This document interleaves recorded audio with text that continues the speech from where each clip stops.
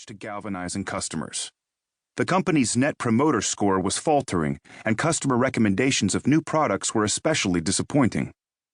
Intuit decided to hold a 2-day off-site meeting for the company's top 300 managers with a focus on the role of design in innovation. One of the days was dedicated to a program called Design for Delight. The centerpiece of the day was a PowerPoint presentation by Intuit founder Scott Cook, who realized midway through that he was no Steve Jobs. The managers listened dutifully, but there was little energy in the room. By contrast, a subsequent exercise in which the participants worked through a design challenge by creating prototypes, getting feedback, iterating, and refining had them mesmerized.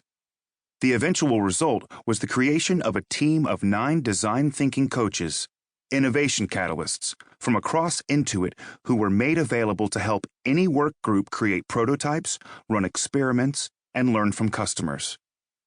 The process includes a pain storm to determine the customer's greatest pain point, a soul jam to generate and then winnow possible solutions, and a code jam to write code good enough to take to customers within 2 weeks. Design for Delight has enabled employees throughout Intuit to move from satisfying customers to delighting them. From idea to initiative. Like most Silicon Valley tech companies, Intuit had user interface designers, graphic designers, and others buried relatively deep in the organization. Cook turned to a particularly talented young design director, Karen Hansen, and asked her what she would do to promote design at Intuit.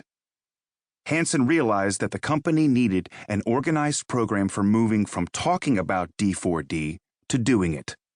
She persuaded Cook to let her create a team of design thinking coaches, innovation catalysts, who could help Intuit managers work on initiatives throughout the organization. Hansen selected 9 colleagues to join her in this role. Their training and deployment was her central agenda for fiscal year 2009. In selecting the 9, Hansen looked first for people with a broad perspective on what it meant to be a designer. Beyond creating a graphic user interface that was both appealing and intuitive, it included thinking about whether the software solved the user's problem in a delightful way. She wanted her coaches to be interested in talking to users and solving problems with colleagues rather than depending solely on their own genius.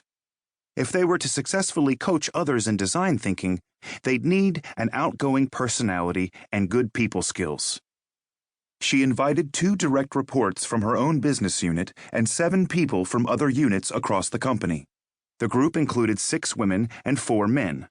They came from a variety of fields within Intuit: design, research, product management, and had titles such as user interface architect, principal researcher, staff designer, and product manager. Hansen chose people who were influential even though they were all 1 or 2 levels below director, meaning closer to the bottom of the organization than the top. All 9 signed up enthusiastically. To begin building design thinking into the DNA of the company, Cook and Hansen organized a series of Design for Delight forums. These were typically attended by more than 1,000 employees and featured a speaker who'd had exemplary success in creating customer delight. Half the featured speakers came from inside Intuit. The other half included the founding CEO of Flip Video, Facebook's top data scientist, and the head of Apple Stores. The forums also showcased D4D successes to date and shared best practices. People who worked together were encouraged to attend together and were asked as a team to identify the one thing they would do differently after the forum.